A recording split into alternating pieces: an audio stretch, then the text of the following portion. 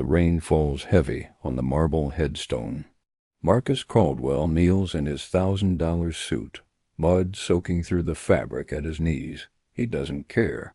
The cold doesn't touch him anymore. Nothing has touched him since the day they buried his son here 6 months ago. His fingers trace the carved letters. David Caldwell, beloved son. The cemetery is empty. Or so he thinks. Hello, friends. Welcome to Black Bite Stories. Before we begin today's story, make sure to like this video and subscribe to our channel. And don't forget to tell us in the comments, where are you watching from? We love hearing from our global family. A shadow moves between the graves. Marcus looks up, irritation flashing across his grief-worn face. A black woman in a torn jacket clutches a small girl's hand. The child can't be more than 5, her dress stained and too thin for the weather. The woman's eyes are hollow, desperate. She's dragging a plastic bag filled with empty bottles. Homeless. Marcus's jaw tightens. Even in his sanctuary of sorrow, the world intrudes. The woman stops 3 graves away. She kneels, pulling wilted flowers from her bag. Her daughter shivers beside her, coughing into her small fist. The sound is wet, rattling. The woman arranges the flowers with trembling hands, whispering words Marcus can't hear. He watches, his grief hardening into something uglier. This is sacred ground. This is where he comes to be alone with his son. And now this woman treats it like a park bench. "Excuse me," Marcus calls out, his voice sharp. The woman flinches. She turns slowly, fear replacing the tenderness in her eyes. "This is a private cemetery. You need to leave." His words cut through the rain. The little girl presses closer to her mother, her eyes wide and afraid. The woman rises, her hands raised in a gesture of surrender. "Please, sir, just 5 minutes. It's my husband's grave. We won't bother you." Marcus stands, brushing mud from his knees. "I pay for the maintenance of this cemetery. I donate to keep it pristine. And you're here collecting bottles?" His eyes flick to her plastic bag. "Show some respect." The woman's face crumbles. Tears mix with rainwater on her cheeks, but she doesn't move. Instead, she looks back at the grave behind her. "My daughter needs to say goodbye to her father," she whispers. "We're moving to a shelter upstate. We won't be able to come back." The little girl coughs again, harder this time. Her mother pulls her close, wrapping her thin jacket around the child's shoulders. Marcus feels something twist in his chest, but he pushes it down. He's drowning in his own pain. He doesn't have room for theirs. 5 minutes, he says coldly. "Then you leave." He turns back to David's grave, trying to reclaim his solitude. But the woman's whispered prayers drift across the wet grass. "Please watch over us, James. Keep Emma safe." "I'm trying. God knows I'm trying." Marcus can't block it out. He hears the desperation, the breaking in her voice. He glances over despite himself. The woman is pulling something from her jacket pocket. A photograph, laminated and worn from handling. She shows it to her daughter, pointing at the man in the picture. "That's your daddy. See? He's wearing his uniform. He was so proud." The little girl nods, touching the photo with one small finger. "I miss him, Mama." Something in Marcus shatters. He stares at the grave the woman is kneeling beside. From his angle, he can just make out the inscription, "James Mitchell, Sergeant, U.S. Army." A flag holder sits empty beside the stone. The woman notices Marcus staring. She wipes her eyes, speaking quickly, as if to explain. "He served 2 tours. He came home different. The nightmares, the anger. He couldn't hold a job. One night he just walked away. We found out later he was living on the streets downtown." Marcus's throat tightens. "He died out there?" The woman nods, her voice barely audible. "Hypothermia. Last winter. Someone found him behind a dumpster." She pauses, choking on the words. I couldn't afford a proper funeral. The VA helped, but only with the plot. I've been trying to save for a headstone that tells his real story, not just the dates. But Emma got sick, and the medicine costs everything. The little girl coughs again, and this time she doesn't stop. Her small body convulses with each hack. The woman pulls her close, panic flooding her features. Baby, breathe. Just breathe. She fumbles in her pocket, pulling out an inhaler. It's nearly empty. She shakes it, pressing it to her daughter's lips. One weak puff.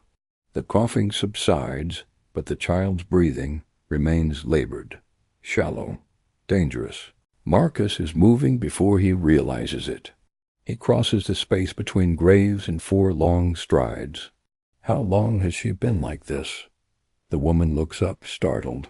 2 weeks. I took her to the free clinic, but they said she needs a specialist. Tests. The wait list is 6 months long. Her voice breaks. I tried to get Medicaid to approve it faster, but they need more documentation.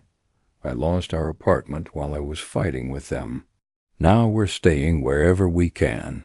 The little girl looks up at Marcus with eyes too old for her face. Are you the man who yells? She asks softly. Marcus feels shame burn through him.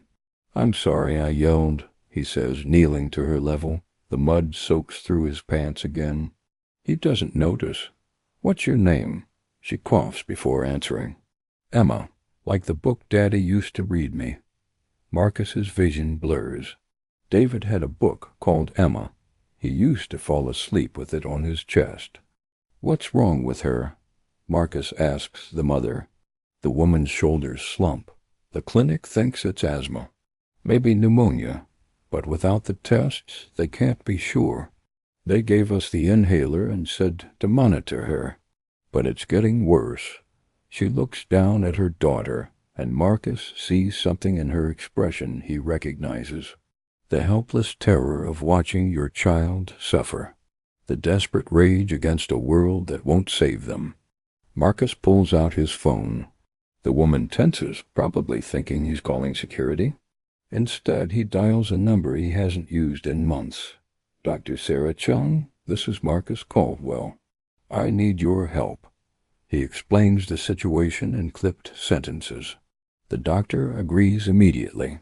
She'll meet them at her private clinic in 20 minutes. When Marcus hangs up, the woman is staring at him in disbelief. I can't pay for a private doctor, she whispers. You don't have to, Marcus says. He's already walking toward the cemetery gate. My car is this way. We're going now. The woman doesn't move. Suspicion and hope wore across her face. Why would you help us? You just told us to leave. Marcus stops, his back to her.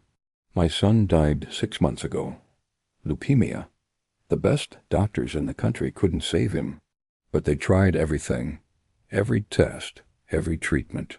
Because I could pay for it. He turns to face her, and his eyes are wet. Your daughter has the same look David had when he was struggling to breathe. And you have the same look my wife had before she left me. The look that says you're watching your whole world die, and you can't do anything to stop it. His voice breaks.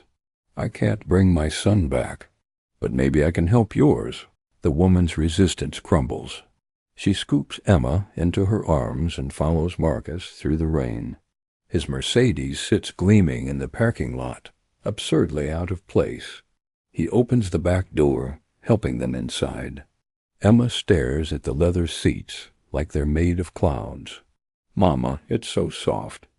Her mother holds her tight, tears streaming silently down her face.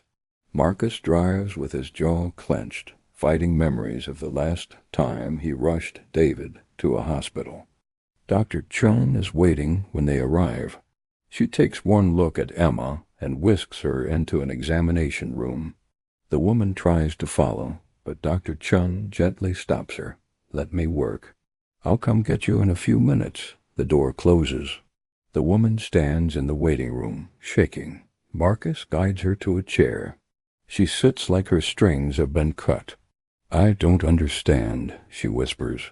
You don't even know us." Marcus sits beside her, staring at his hands. "I've spent 6 months sitting at my son's grave, angry at the world, angry at God, angry at every healthy child I see." He pauses, the words difficult. "I've become someone I don't recognize. Someone my son wouldn't recognize. David was 8 when he died.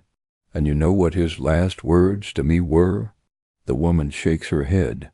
Marcus's voice drops to a whisper. "He said, 'Dad, promise you'll still be kind.'" The silence stretches between them. "I broke that promise," Marcus continues. "I fired employees for small mistakes. I cut funding to charities David loved. I screamed at my wife until she couldn't stand to look at me anymore. I've been so consumed by what I lost that I stopped seeing what's right in front of me." He looks at the woman. "People who need help. People who are fighting just as hard as I did, but without the resources, without the safety net." The woman wipes her eyes. "My name is Nicole Mitchell." She pulls out the laminated photo again, her hands steadier now. "James and I met in college. He was studying engineering. He was brilliant, funny. We were going to change the world together." Her smile is sad. "Then he enlisted after 9/11s. Said it was his duty. He came back different. The VA tried to help, but the system is so broken. By the time we realized how bad it was, he was already slipping away." Marcus looks at the photo. James Mitchell stares back, young and proud in his dress uniform. "He looks like a good man," Nicole nods. "He was. Even at the end, when the PTSD had him in its grip, he loved Emma more than anything. He used to tell her stories about being a hero, about saving people." Her voice cracks. "Then one day he said he couldn't be her hero anymore, that she deserved better than a broken father. And he left." The door opens. Dr. Chun emerges, her expression serious. Both Nicole and Marcus leaped to their feet. "Emma has severe pneumonia and acute bronchitis," the doctor says. "Her lungs are significantly inflamed. If you'd waited even a few more days, this could have been critical." Nicole's knees buckle. Marcus catches her arm, steadying her. "Can you treat it?" he asks. Dr. Chen nods. "She needs to be admitted. IV antibiotics, breathing treatments, monitoring. At least 3 days, maybe 5. Nicole is shaking her head before the doctor finishes. "I can't afford to be admitted. I don't have insurance that covers this. I'll take the prescription and figure it out." Dr. Chun looks at Marcus. He steps forward. "Bill everything to me. Treatment, medication, everything she needs. And when she's discharged, I want a full care plan. Specialists if she needs them. Ongoing treatment." Nicole grabs his arm. "I can't let you do this. This could be thousands of dollars." "It's nothing," Marcus says, and he means it. "My son's last round of treatment cost $500,000. I would have paid 10 times that for one more day with him." He meets Nicole's eyes. "Your daughter gets to live. That's all that matters." Nicole breaks down completely, sobbing into her hands. Marcus stands awkwardly for a moment, then pulls her into an embrace. She clings to him like a drowning woman to a life raft. "Thank you," she gasps between sobs. "Thank you, thank you, thank you, thank you." Emma is moved to a private room. The nurses hook her up to monitors and start the IV. Within an hour, the medication begins to work. Her breathing eases. Color returns to her cheeks. Nicole sits beside the bed, holding her daughter's hand, watching her sleep with peaceful breaths. Marcus stands in the doorway, and for the first time in 6 months, the crushing weight on his chest lifts slightly. Dr. Chun pulls Marcus aside. "That was a good thing you did." Marcus shakes his head. "I was cruel to them. I told them to leave a cemetery because I wanted to be alone with my grief." The doctor's expression softens. "But you didn't stay cruel. That's what matters." She hands him a folder. I took the liberty of running a full panel. Emma's going to be fine, but she needs consistent care. Asthma management, regular checkups. I've outlined everything here. Marcus takes the folder, a plan already forming in his mind. Nicole mentioned they're moving to a shelter upstate. That won't work if Emma needs ongoing treatment. Dr. Chun nods. Stability would be ideal. A consistent environment, access to medication, reduced stress. Marcus thinks of his empty house. 12 bedrooms for one grief-stricken man. I have an idea, he says slowly. Let me talk to Nicole. 3 hours later, Emma is sleeping peacefully. Nicole sits in the chair beside her bed, exhausted but unable to look away from her daughter's steady breathing. Marcus knocks softly on the doorframe. Can we talk? Nicole nods, following him into the hallway. Marcus leads her to a small waiting area. They sit, and he takes a breath. I have a proposition. You can say no, but I want you to really consider it. Nicole waits, her expression guarded. Marcus continues. My house has been empty since my wife left. It's too big for one person, too full of memories I can't face alone. He meets her eyes. I'd like to offer you and Emma a place to stay. Not as charity, as a trade. The house needs someone in it. Someone who understands loss. Someone who can help me remember what I'm supposed to be living for. Nicole's mouth opens, but no sound comes out. Marcus presses on. There's a guest house on the property. Completely private. 2 bedrooms, full kitchen. You'd have your own space. And in exchange, maybe a few times a week, you could have dinner with me. Help me sort through David's things. I can't do it alone, but I can't keep living in a shrine either. His voice drops. And Emma would be close to Dr. Chun, stable care. Good schools nearby. Nicole's eyes fill with tears again.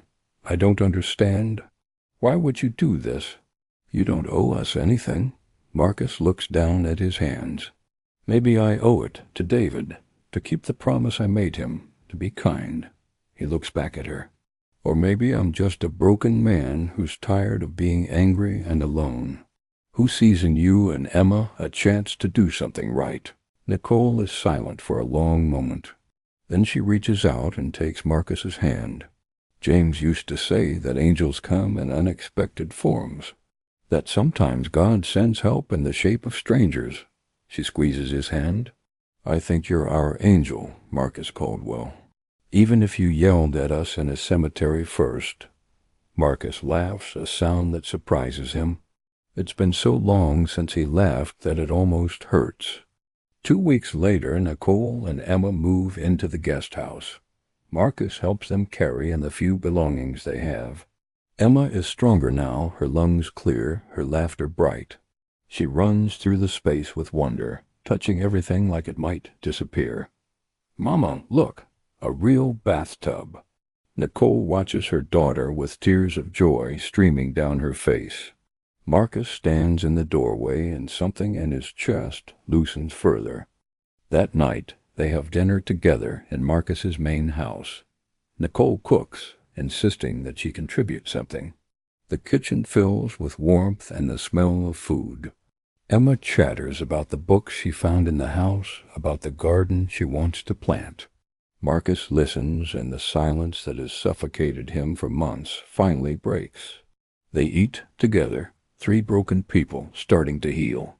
After Emma goes to bed, Nicole and Marcus sit on the porch. The night is clear, stars scattered across the sky. I went to James's grave yesterday, Nicole says softly. I told him about you, about Emma getting better, about this chance you've given us. She pauses. I think he would have liked you. He always believed in redemption, in second chances. Marcus nods. I think David would have liked Emma. He always wanted a little sister. Nicole tells Marcus that he hasn't just given them a home, but hopes showing Emma that kindness still exists. Marcus admits he believed life had no meaning after David died, but helping Nicole and Emma showed him that compassion is priceless. Over 3 months, the house fills with healing and laughter. Marcus launches a foundation in David's name, aiding struggling veteran families.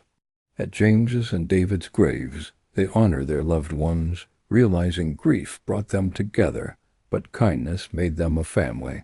Emma asks if they're a real family now.